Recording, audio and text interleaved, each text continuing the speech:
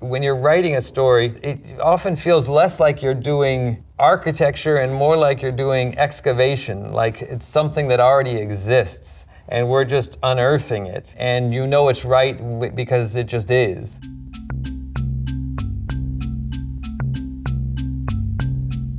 Hi, I'm Wes Anderson. I have made apparently 12 films, and I'm now going to walk us through every one of them in some way. Bottle Rocket. The first film I made is Bottle Rocket, and that began when Owen Wilson and I started writing this script while we were going to the University of Texas. And we eventually made a short film, which Owen is in and Owen's brother Luke. But we always had the script for our feature film, and it was meant to, we thought we were making a feature film. That does not make any difference. I bought the earrings for my mother on her birthday. I picked them out myself. Well, I can't be sorting through all that shit in the middle of a burglary. There's just not time for it. When we were making our short film, there was a feeling suddenly of, wow, do we know how to do this? Because the first take we did was very bad. But, you know, we did it and I was like, no, this is good, we'll get there. Eventually, we just ran out of funds, and then we found our way to Polly Platt and James L. Brooks, and Jim Brooks was the one who gave us the chance to make it as a feature film. To be working at a motel in the middle of nowhere. Lost and confused, totally lost. Incredibly unhappy person. Accidentally wanders in off the highway. And they meet. And they fall in love, and it's perfect. We worked with Jim on the script to improve it. We had a very, very, very long comedy, and we made it into a more manageable length and improved it a lot. We basically took a screenwriting class from James L. Brooks. But by the time we made the feature film, I think even then I felt more prepared. Obviously, still a lot to learn. But those days are over now. It's just a matter of time before I pick up the phone and I say, Mr. H, we are coming home. So don't worry about your future, man, because I am thinking. I think our idea was we were trying to make a movie about right then in our lives. I think everything about it comes from a bit of our experience in these two cities of Houston and Dallas, where Owen grew up and I grew up, and it was the sort of disorder of our lives and the uncertainty of everything. What the hell are you wearing? Yeah. It's a jumpsuit. Clay, look at this guy. He looks like a rodeo clown. He looks like a little banana. Where are you from anyway, man? I'm from around here. This guy used to mow our lawn. No shit. Yeah, he was great. Clipping the hedges, sweeping up, mowing the lawn. What was the name of your little lawn mowing company? The Lawn Wranglers? Future Man is a bit of a villain, as portrayed by Andrew Wilson. I think there are a lot of characters in these movies that are a certain kind of older man. I feel I've been, maybe not exactly like father figures, but something like that. Always flawed, some sort of intense ambition, and strong personalities. The character that Bill Murray plays in Life Aquatic, let's say, or Gene Hackman in the Royal Tenenbaums, they do relate to people who I partly admired or just enjoyed and was drawn to over the years. Characters who I don't really feel I'm much like, but I like they're people who I like.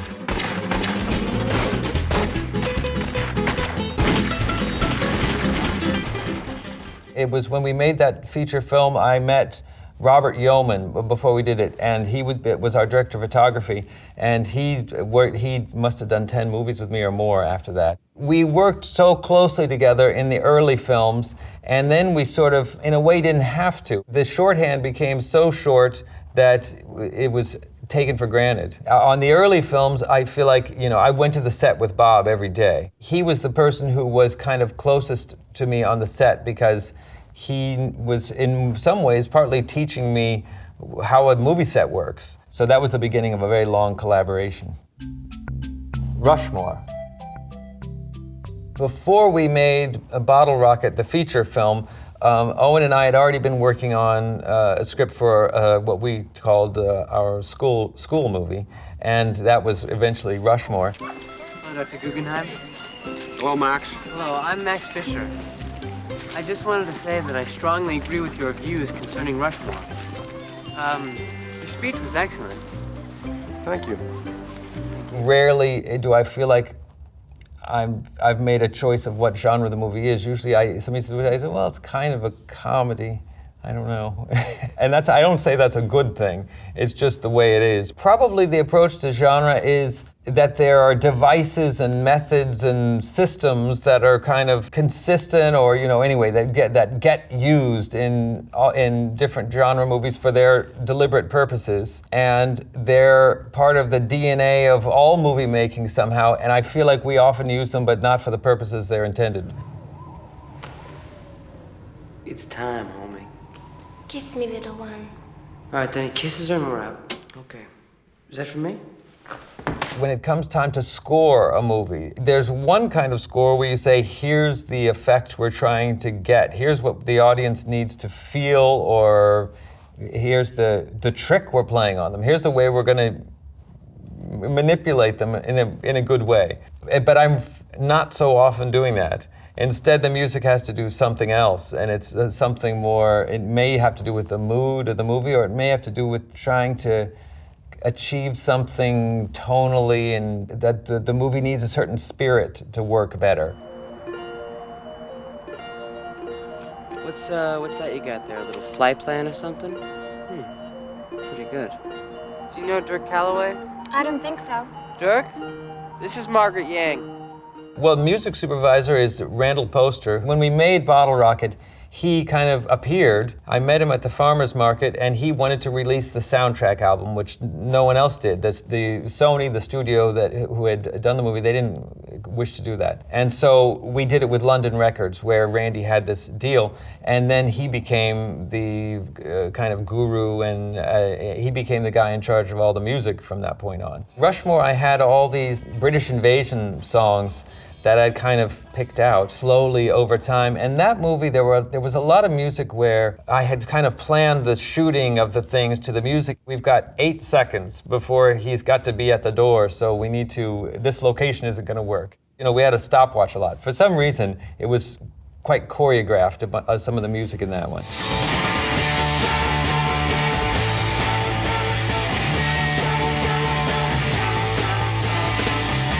Jason just came in and auditioned. We had been told that he's perfect for it because his cousin, Sophia, heard from our casting director what this character was like that we were looking for, just by chance. And she said, that sounds like my cousin Jason, and he's here. When he auditioned for me in this little house that we had rented, I just was so impressed with the way he approached these scenes that he was doing. He just had a sort of attack. He was interesting and he was funny. And then when I got to know him, in the minutes after that, I started to get to know him, I thought we're gonna be happy for him to be with us. And that's been the case ever since. Has it ever crossed your mind that you're far too young for me?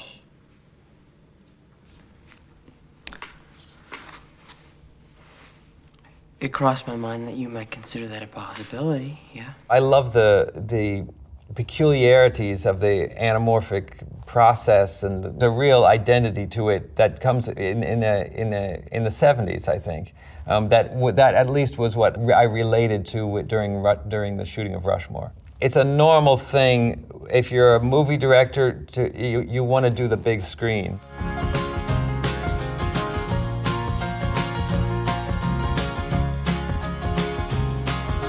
Some of the actors in Rushmore I worked with again and again later. One was Seymour Cassell, who Seymour died, but Seymour was our very good friend for many years, and I loved having him on the movie. And Jason and Seymour and I together had a real kind of bond from right when we were first in a room together. But the other person who I met on that movie was Bill Murray, and Bill Murray it was just a stroke of luck that we succeeded to get him, that the movie interested him. When Bill appeared, he said, I'll just work for whatever you're paying, everybody else. The only thing I need to be able to go to Pebble Beach, at a certain point in the movie. He needed to go to a golf tournament. We figured out how to make that work, but he gave us a model for how to have what ended up being having sometimes actors who, if we were paying people properly, I'm sure Bill regrets this to this day, but we figured out a way we can get a bunch of actors who we just couldn't afford, and build the way we set up the production around them, pitching in like a theater troupe, sort of. Kept on lying. Now she tries to tell the truth. Can't believe. He was great in the part, but he was also very generous with the way he approached me and the production. Hey, amigo. He took a kind of gentle mentor role, and in some ways the way we bring actors into movies from then on is all kind of based on that. And I think Bill has been in almost every movie I've ever done since then. The Royal Tenenbaums. Anybody who's interested in the movie might know that there's some Salinger inspiration, pretty big one. And the fact that Salinger didn't want movies made from his books and stories, we didn't even think about. Our medium was this. It was always meant to be a New York movie, and I think even something around the New Yorker magazine. Salinger had lots of stories in the New Yorker, and somehow that was.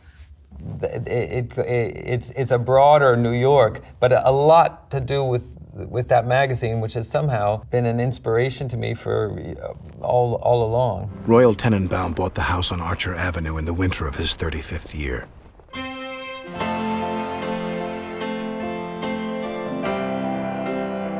Over the next decade, he and his wife had 3 children, and then they separated. I think Kubrick has a lot of narrators over a lot of movies.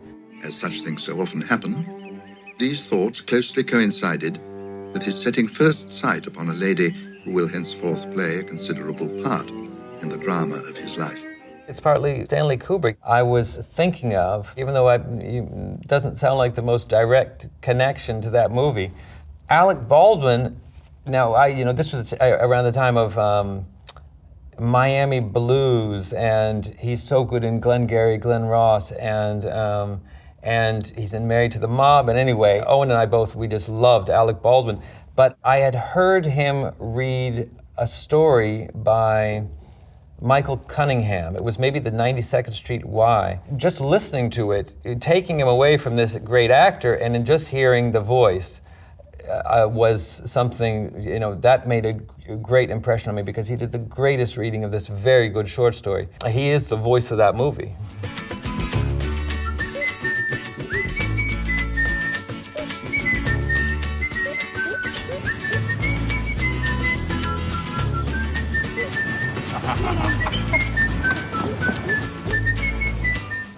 Gene Hackman, when we did the Royal Tenenbaums, I had to try to get him to do the movie. He didn't want to do the movie. Nobody's going to do it if they don't like the script, and they know enough to figure it out. But I did tell him, I think you're going to have a good experience, because at a certain point when he was unhappy on the movie, he said, "You promised me I was going to have a good experience." I'm like, well, I thought you would. Every actor has got his or her own way, and some actors don't want anything, and some actors refuse anything almost, and some actors want a lot. It's less what level they are and more about just what each person is like. Calling some friend, trying to cash some check. He's acting dumb, that's what you've come to expect. We had a certain music that was in mind, that's Elliott Smith, that was planned for it, and we played it on the set. Luke had to cut off his hair and his beard and everything, and he did that. And that's a long, involved process. It's not, you don't just start shaving it off, you've got to fight it. Up to the point that he's actually going to cut his wrists, there's a certain part of it that's almost documentary. But it's documentary with a certain mood because he knows where he is in the story, and there's this musical atmosphere around him on the set, and there's basically nobody else there. I mean, sometimes on a movie, you might get into it to a point where you're kind of with the story. You're not necessarily leaving it when you go home at night, even though you are. The thing is surrounding you until it's done, and that was certainly the case during that. The Life Aquatic with Steve Zissou. The very beginning of it was I'd written this like one-page beginning of a short story when I must have been 18 or 19, and Owen really liked this thing. He was always kind of saying, you know, you can't get past these 4 paragraphs of this, and I never did. I never continued the short story. There was a Jacques Cousteau book that maybe I saw in the library in Dallas, and it had the fold out of his ship. I brought it up to Owen and said, you know, my little thing, and look at this, you know, and I feel like maybe this is a movie. By that time, Owen was working so much, and he didn't have time to work on the script with me. So I asked Noah Baumbach to join me on it, and we were good friends by then. And I was already involved with trying to help him produce the Squid, what was going to eventually be the Squid and the Whale. When the Royal Tenenbaums was released in Europe, well, I went to Italy, and while I was there, I went to Cinecittà, and it was there that I thought, you know, maybe this is where we want to do this. So Noah and I wrote for Italy, starting at a certain point, just based on that kind of traveling that I'd done. I want you on Team Zissou. I don't think I can do that. Why not? Well, it's not my field. I don't have the background for it. No one here does. Klaus used to be a bus driver. Wolodarski was a high school substitute teacher. We're a pack of strays, don't you get it? Every bit of the inspiration for the character is Jacques Cousteau. The filmmaking thing is Cousteau. In a way, it's a way to kind of smuggle in filmmaking, to use all the things we love about movie making or that we're interested in, but it's also just biographically right for this guy.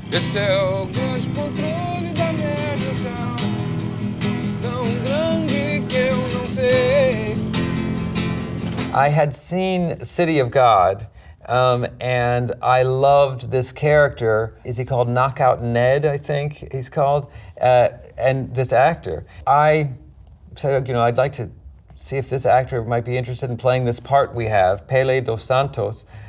He's Brazilian, but he has to play music in it. And then when I saw George auditioning, I could see, wait, this guy is he's not learned to play the guitar for this audition. This guy is some kind of musician. Eventually I understood he's a pop star who happened to be in a movie, not a movie actor. So it was very good luck that the guy who we thought was perfect for the part also happened to have some particular skills suited to it. Then, which was that he was going to play David Bowie songs sing them in Portuguese throughout the movie.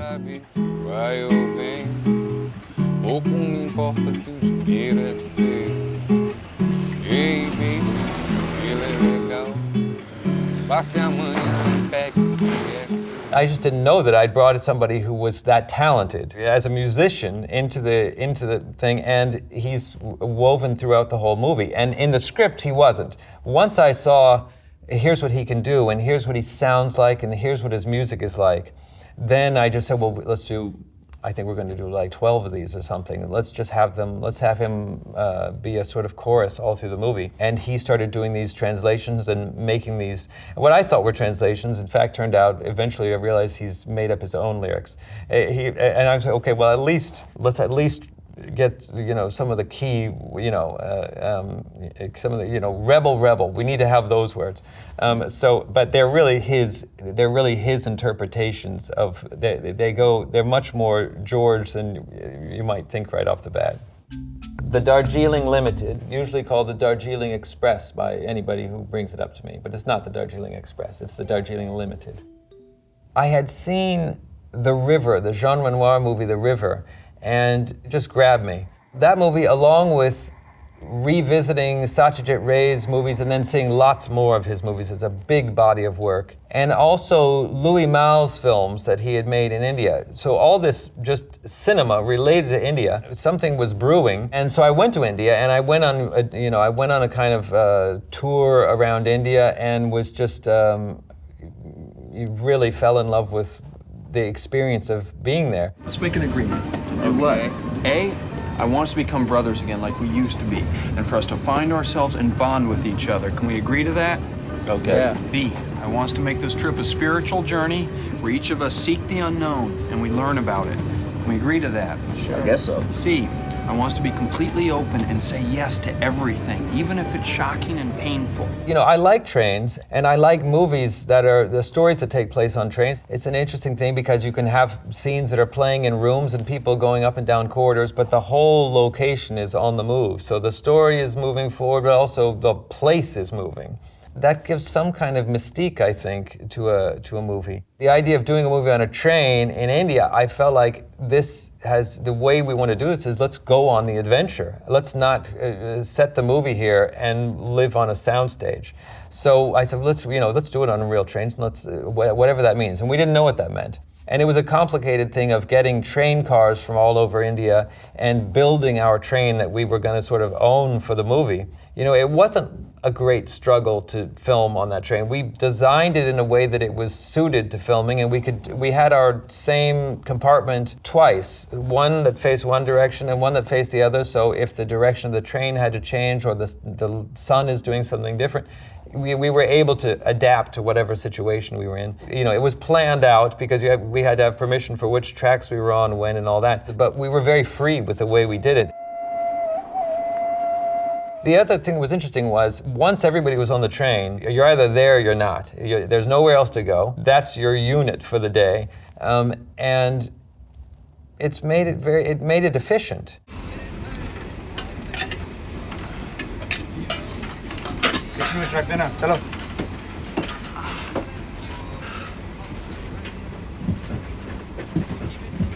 I'm kicking you off at the next station.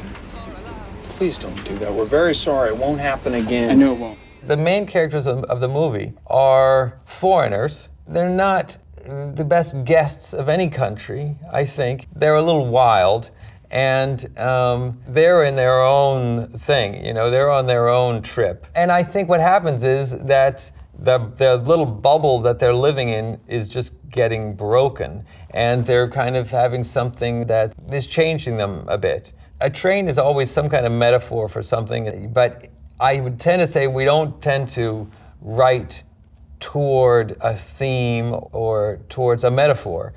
Instead, we sort of see what the movie wants to be. When you're writing a story, it often feels less like you're doing architecture and more like you're doing excavation, like it's something that already exists, and we're just unearthing it. And you know it's right because it just is. Your feathers.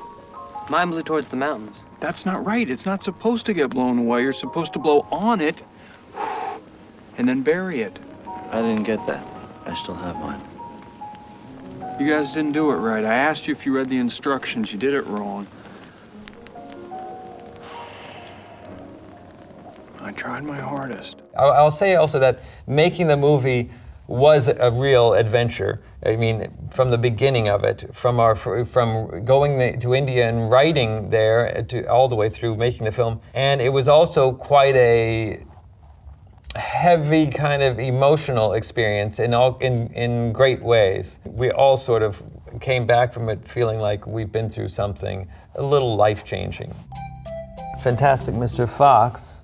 It's the first animated film. It's a stop-motion animated movie. When we finished the Royal Tenenbaums, I reached out to Lissy Dahl, who was Roald Dahl's widow, and I asked her about, could we do a movie of this? You had to audition, essentially. So I had a lunch with Lissy, and in fact, during the lunch, I got this call. I was waiting for this call about whether we were officially getting the green light to shoot the Royal Tenenbaums. We were waiting for the studio to give us the go-ahead. And that happened during that. So it was a long time before we made the movie that I met Lissy. Then Noah and I wrote this script for this Dahl movie, which is a book I had had loved as a child. One of the first books I owned. I want you to be extra nice to him, because he's going through a very hard time right now. Where's he gonna sleep? We're gonna make a bed for him in your room. I can't spare the space. Put him in Dad's study. Dad's study is occupied by Dad. I had no experience doing anything with animation or I didn't know anything about stop motion. And I had a whole other film school from making this film and learned all the processes of how we do it. And it was a bit of a bumpy process of figuring it out because I was working with professionals and I wasn't one. I was just a guy with this script and with my own ideas of what I wanted it to be. And also, directing an animated movie is quite a remote experience. Each animator goes off on his or her own and they do it and they work alone and they close the curtains literally. And they don't want anybody there because they don't want anybody to touch anything. And that was an unusual thing. Yeah, it was a big project to manage from afar. And slowly I learned how to do it, and we made our own system that worked for our group. And once we got in sync and we started to see what we were making and everybody started to see together what this was like, then it became a better and better experience, and yeah, we enjoyed it a lot. Oh, now don't lose your heads now. Let's do this properly. First, everyone have a drink of water.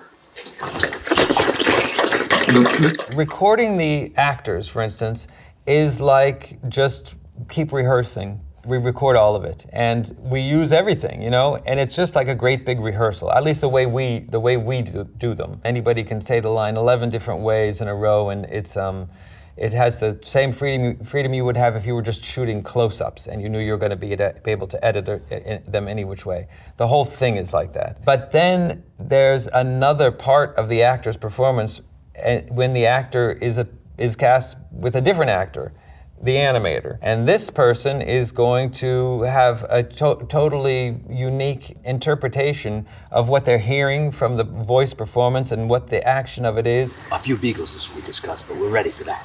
A few beagles as we discussed, but we're ready for that. Back in the old days, they used to do a thing where if somebody saw a wolf, Wolf. What wolf? Nothing? Never mind.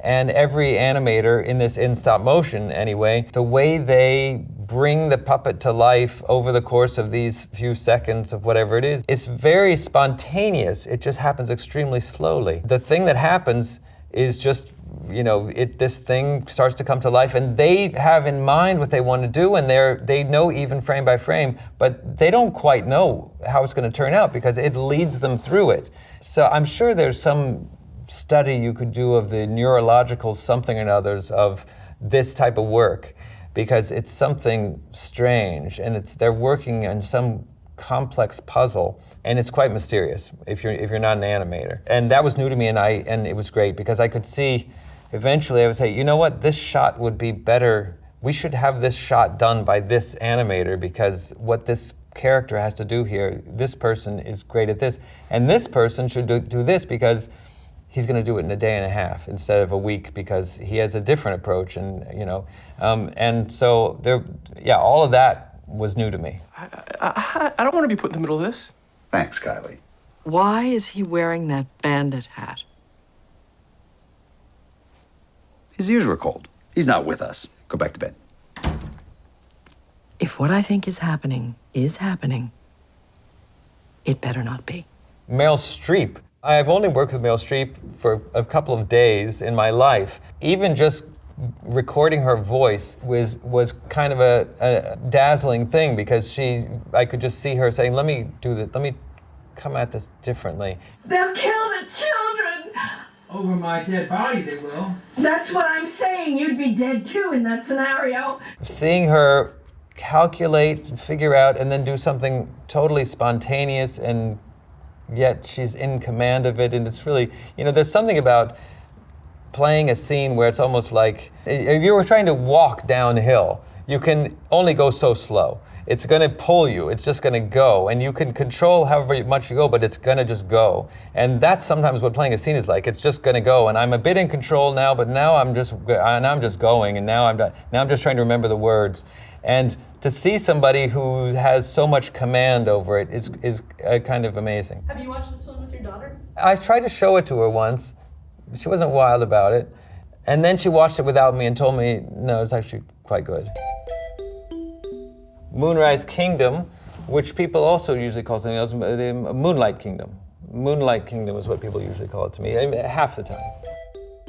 For a long time I'd had this idea I'd like to make a movie about what it was really like to be a 12-year-old and to fall in love in a way that is just beyond your anything that you can handle, really. My memory of this experience. And so I sort of had this brewing for some years in the back of my mind. It was only when Roman Coppola and I sat down together, we were in Italy, we were in Tuscany, and when I told him what I had in mind, he was like, I want to be a part of this. I have a lot that is coming to me as you say this. I'm on your side. I know. And then when we wrote it very quickly, which is usually I don't. We wrote it fast, and we even were doing a thing which I've never done before or since, which is because we were with our families, and we were sort of reading what we wrote to the group a bit in the evening. And we were saying, I think we have a good scene here, and we were kind of performing the movie like it was a play or something as we were writing it. I hadn't made a movie in America in a long time. I guess I started to see America a bit like some foreign country. And I was saying, this is going to be American, this story. You are reported for a uniform violation. How many rockets you up to, Pinnacle? 16 and a half, sir. Is that enough for the hullabaloo? Izod, go fetch another pint of gunpowder from the armory shed. Redford, pull! I saw that. How fast were you just going? Safety test, sir. Come again? The vehicle appears to be in good working order. I'm just checking if... Reckless cycling, second warning. Next time I take away the keys. Anyway, we finally found this house called Connecticut Light, I think it's called. It's on Connecticut Island, Jamestown Island in Rhode Island. And it seemed like the perfect spot for this part of the story. And so we did the thing that we started to do at that point, which is try to figure out how to do the whole movie within this small perimeter. But that was the central thing, was this house. And at the end, when all the instruments have finally come in, Susie, Vladimir, Rudy, dinner! Melody, while the other instruments go on. Don't make us ask twice.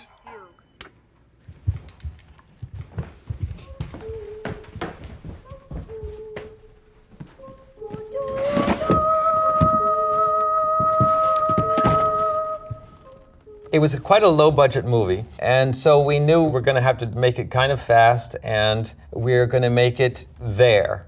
When you go and you start looking for locations, at least this is my experience, you go and you start looking for locations in a forest. You say, well, this place is amazing, and then you take pictures, and you go back and say, it all just looks like more trees. The pictures are all kind of looking the same. It didn't feel like that there. It's not automatic that an image captures the feeling of nature. And you see like Terrence Malick, and also Terrence Malick with Chivo, with Emmanuel Lubezki. You see what the evolution of somebody's way of photographing nature can be, how much sophistication can go into capturing what exists, conveying it. We have to find places where the shots are going to put you there, and you don't lose the spirit of the place. You kind of bring it to life. Anyway, that was one aspect of nature in it. Another thing is that there are these little cameras called A-minima cameras that I think were made at the request of, they were designed at the request of Jean-Luc Godard by Atan. I don't even know if Godard ever even used one, but I think I saw something like Godard asking for a certain camera in the early 70s. These are little bitty 16mm cameras that you hold like a video camera. You look through the top when you shoot, and they're this big, and they have a small magazine. And we shot the movie on 16mm because I thought I want to do handheld things in the woods with these kids. And as soon as you put a camera up on your shoulder, it's not right for them. So this was a great way to shoot 12-year-olds, and it sort of shaped how we made the whole movie. Those cameras, which we only shot certain things with these because they jam and they get scratches and they're not the most reliable cameras, but they're also kind of miraculous things. And we knew so much of the movie is going to be what happens between these kids that we found, that we spent all this time searching for and brought together. We're looking for you. Why? Well, because you're a fugitive. No, I'm not. I quit the Khaki Scouts. Well, it doesn't matter anyway. You don't have that authority. We've been deputized. Now you're gonna come along peacefully, or not. The thing with working with a young cast is they have a different level of enthusiasm than grown-ups are even capable of. Every 12-year-old is a sort of script supervisor, because once they study it and memorize it, they know the entire script from start to finish. They have it memorized. They know the 50-year-old actor who's messing up his line, they can't believe it because they could do that. Part of what you're doing when you make a movie is you're saying, okay, pretend we're doing this, and often kids are great at pretending we're doing this. You shouldn't be friends with him. Why not? Because he's crazy. I love Truffaut, and I guess Jason and we watched the 400 Blows together when I first knew Jason, and at least to me, I somehow always kind of associated Jean-Pierre and Francois Truffaut. I felt like that's the thing we're kind of trying to emulate to some degree. But the other one who's so great with kids, Spielberg is so good with kids. Move down! Pick them on up! Pick them on up! When you have a scene with children in a Spielberg movie, he uses the whole group, and many things happen at once. And the distraction that is natural for kids is built into the scene, and he's always finding ways to let them be free.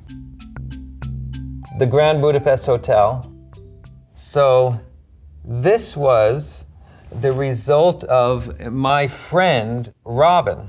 I met him through Hugo Guinness, who's my older friend. And Hugo introduced me to Robin. And Hugo and I started talking somewhere along the way about a story about a character like Robin. And we always said that Robin would probably be the greatest hotel concierge who ever lived. He's never been a hotel. He knows a lot of hotel concierges. He's a special person with a special way of talking and approach to life. Then I read Beware of Pity by Stefan Zweig, and I thought I'd like to make this into a movie. And I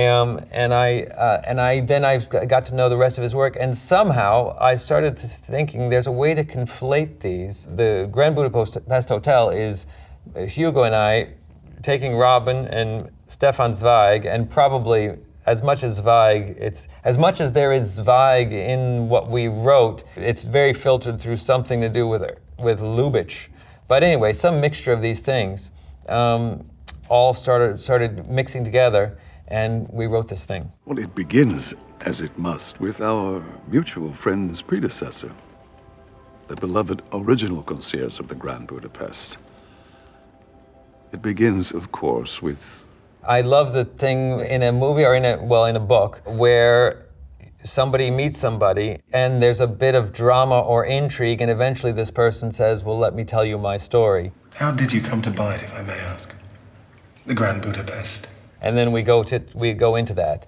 And this one has this one has that kind of shape with a little extra layers to it too. I miss you deeply as I write from the confines of my regrettable and preposterous incarceration. Until I walk amongst you again as a free man, the Grand Budapest remains in your hands, as does its impeccable reputation. Keep it spotless and glorify it. Take extra special care of every little bitty bit of it, as if I were watching over you like a hawk with a horsewhip in its talons, because I am. Rafe was, always the guy for this. At the beginning of starting to take shape, I thought, this is Rafe. And I will say, people didn't really see it. I had a bit of Rafe in person to go with my experience of his stunning body of work. I'd had enough time with him, not a lot, but I knew him a little bit. He was planning to make Coriolanus, which he did make, his film of Coriolanus. And I asked him, when you do this scene, this speech, will it be like this? He said, no, it's like this. He did a Shakespeare scene for me on a sofa in very close proximity, and it was, kind of a staggering thing to experience. It was a great way to have Shakespeare performed. I thought he's the guy who should play this, and that's one of those ones where I think I was right. Isle of Dogs. I started talking with Roman Coppola about an idea for a film that would be an anthology of short stories, like articles in a magazine. One of the articles that we had was going to be this short story by a Japanese writer that's published in this magazine, and it was going to be a part of the French Dispatch. And somewhere along the way, we're like, you know what? This is not, first of all, this has nothing to do with France. It might be in that magazine, but I don't know really how this relates to it in any other way. Second, this is bigger and more complicated, and I don't think the cost of making the 30-minute version of this is going to be too high. We had better just do the 85-minute version of this, and it's a movie. And that's how it began. And I had this thought of a bunch of alpha dogs that were named Chief and Rex and Boss and Duke and whatever they are, of a garbage dump island in Japan. Why? I have no idea.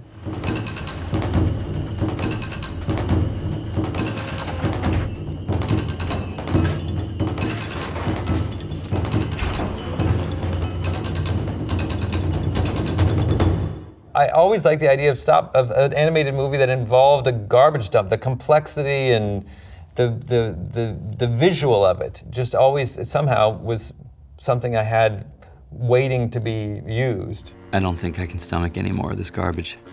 Exactly. Same here. Words out of my mouth. During Fantastic Mr. Fox, we learned essentially everything. We were able to make a bigger movie, twice as many sets. It's quadruple as many characters and puppets. It's just bigger. But we were able to do it basically the same budget because we knew what's going to work for us, how to be efficient. When you make an animated movie, you start with an animatic, like a cartoon version, that's storyboards that get animated with a voice. And we had figured out a method of doing that, and the usual way is there's a great big staff, and for Fantastic Mr. Fox, the animatic, we spent over $1 million making this storyboard thing. And for Isle of Dogs, we spent, maybe a fifth of that or something like that, because it was all done with just 2 people. But that was the big difference, was we made the whole movie in that format before we started shooting. And we were designing puppets and things in the meantime, but we waited until we had the whole story working, until we started the movie. And so it was very carefully prepped.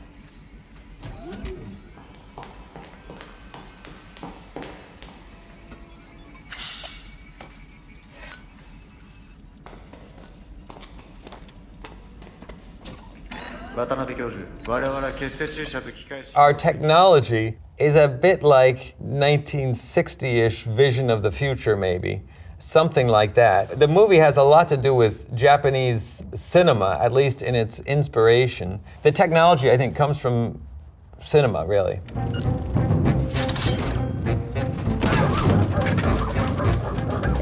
I will mention one other thing. 2 actors who were new to our group in that movie, Bryan Cranston, Scarlett Johansson, and I've done other films with them since then.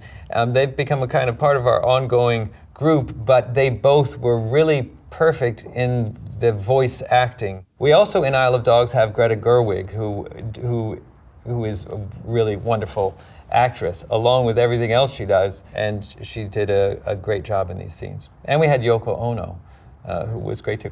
Anyway, Isle of Dogs. The French Dispatch, which that whole title is The French Dispatch of the Liberty, Kansas Evening Sun. I think that's what it's called. As I mentioned before, we had been talking about doing a movie that was a magazine. It was a bit The New Yorker, and it's also the idea of doing a movie set in France, where I'd spent lots and lots of time by the time we were working on this movie. And I'd always wanted to do an anthology movie, a movie that tells a bunch of totally unrelated stories, more or less. And I had a number of them I think about, like, the De Sica movie, Golden Naples, Loro di Napoli, is a great anthology movie. And there's a Satyajit Ray, Teen Kanya, which is short stories. The ones I liked the most were ones where it was one person who's decided to tell several stories in this format. And so that's what we set out to do. Good writers. He coddled them, he coaxed them, he ferociously protected them. What do you think? For myself?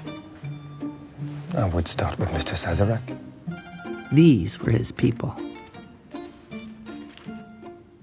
I thought when we were making the movie it was going to be like making a bunch of short films, and it was going to have a small scale. In fact, it somehow ends up feeling like you're making a bunch of feature films all at once, because each one has all these sets, and the thing where you might in a longer story go to this set 3 times and you shoot there. In this case, we're going to go there once, but we still have to build it. We still have to go there, shoot it. It's not exactly efficient. It works against that efficiency, but I always like that kind of story. I like short stories. The only thing is that you have the problem, which is always say, well, I like this one, and I kind of like this one, and I didn't like that one. That's what happens when you have a story like that, and that's my feeling about the ones I love. There are stories in them. And the one with the funeral of the little boy I like less than the one with the gambler and the little boy, whatever it is. That's the caveat for anyone who's interested to do this. All artists sell all their work. It's what makes you an artist, selling it. If you don't wish to sell it, don't paint it. Question is, what's your price? 50 cigarettes. Actually, make it 75. Why do you keep looking at that guard?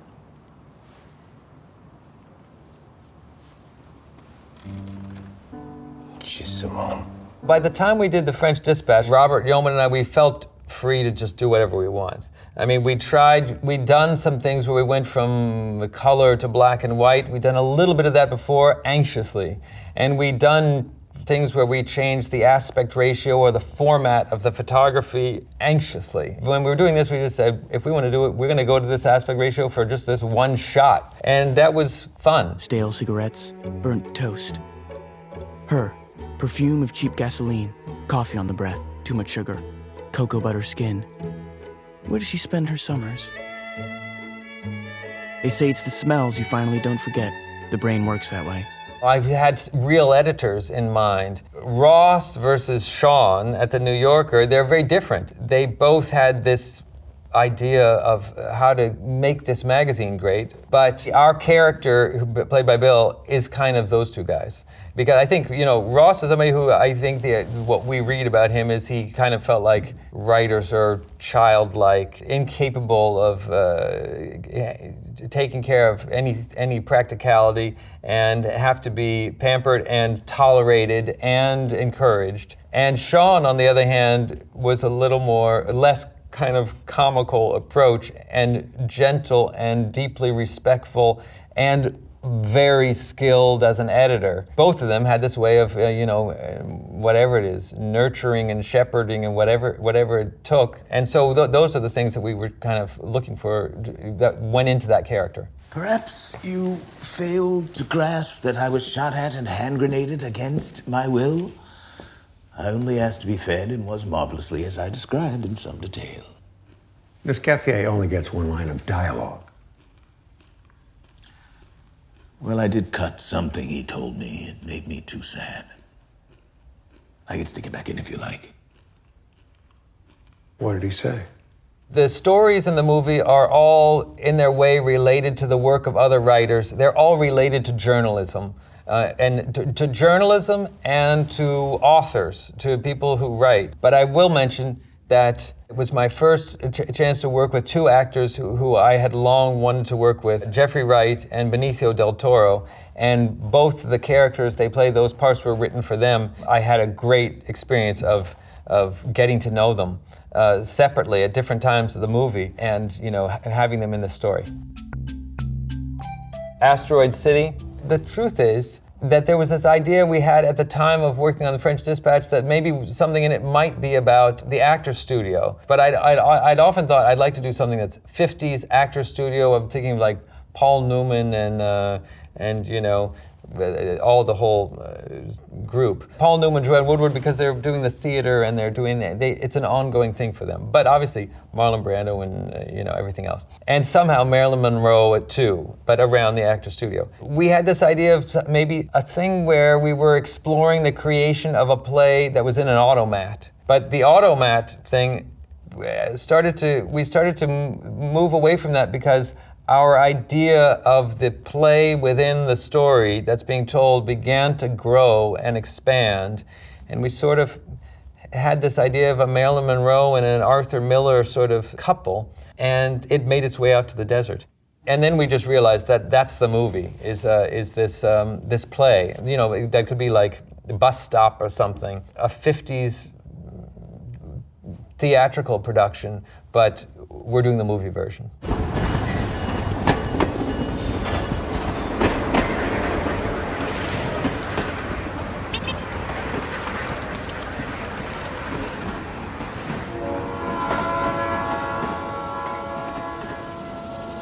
I've always loved going to the theater, but what I love is the feeling of putting on a show. Something about the feeling, the backstage atmosphere. To me, the idea of doing a play is a little scary because, you know, it's not like you can take it back in the editing room. It's going to happen right now.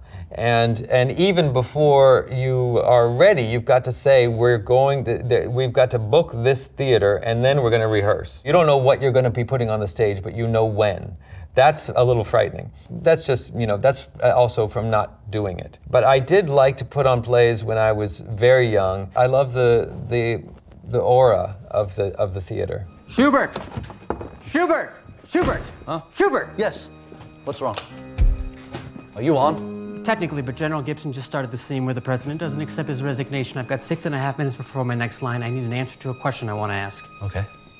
Am I doing him right? The way the ideas in a movie come together is always quite, you know, it's a bit abstract, and it's sort of like you find it. When it comes to the big questions that we don't know the answers to, the universe is this giant mystery that's right in front of us all the time, that's just there. And so for us, our mystical search just felt natural. The other thing is that our story is set in the 50s, and there's a whole alien thing that goes with that period anyway. That's an alien in a top hat. That's an alien climbing a ladder. That's an alien on a racehorse. Let's take it from the top. I told you 50 times. The alien picked up the asteroid. Alleged alien. I know what I saw. It's called a meteorite. This is a microfiche of your school newspaper. Your byline accompanies an article criticizing the principal's disciplinary methods. Who were your sources? I was in the 6th grade. Just answer and the I will question. not name names.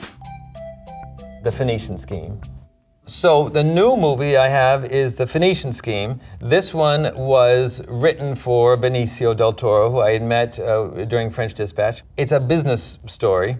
You know, it's about a businessman, a kind of tycoon. We always thought a tycoon like somebody who's in a 1950s Italian movie. I've appointed you sole heir to my estate, which you may come into sooner rather than later, and provisionally manager of my affairs after the event of my actual demise on a trial basis.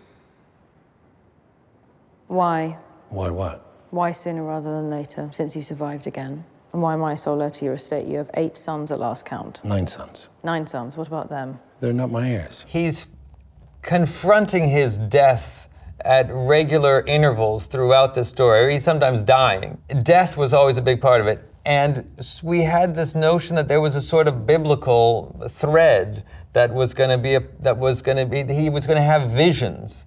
And so the daughter, being a nun, I think, comes from this sort of, I mean, I want to say it's a kind of a motif. I mean, you know, for me, these visions, I don't know how religious I would interpret our biblical things. They're more like a way of engaging with the big unknowns, and in his case, with the very present prospect of being dead. Where's yours? I don't have a passport. Normal people want the basic human rights that accompany citizenship in any sovereign nation. I don't. My legal residence is a shack in Portugal. My official domicile is a hut on the Black Sea. My certificated abode is a lodge perched on the edge of a cliff overlooking the sub-Saharan rainforest, accessible only by goat path. I don't live anywhere. I'm not a citizen at all. I don't need my human rights. I don't know how much it relates to Buñuel in the end, but he's who we had in mind. We sort of thought these are kind of surrealist visions or something. You know, I think like people say, well, how improvisational is anything on your movie? I think nothing is improvisational. Well, to me, actually, everything is improvisational. It's when is it improvised?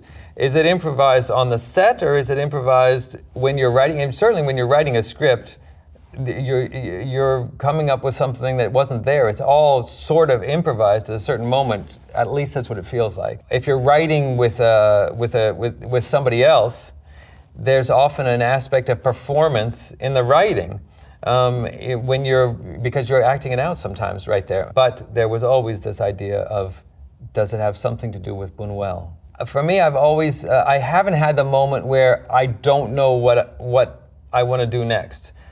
So far, I've always had something else that sort of has presented itself to me from somewhere in my unconscious or whatever, wherever it comes from. And I think that's an advantage, just because I always feel like I know I have a mission. You know, a mission is a great thing if you're going to do something that's a bit challenging, like making a film. I've had a great experience of gathering collaborators, actors, but people in all different departments, because I've worked in lots of different places all over the world, and I have people who've come with me from all these travels and have stayed with me. I guess in the end, the continuity of the group is a strength. New blood is great too, but a foundation of people who believe in each other and have learned how to work together and are great at their jobs, that's kind of an irreplaceable thing. That's a precious commodity.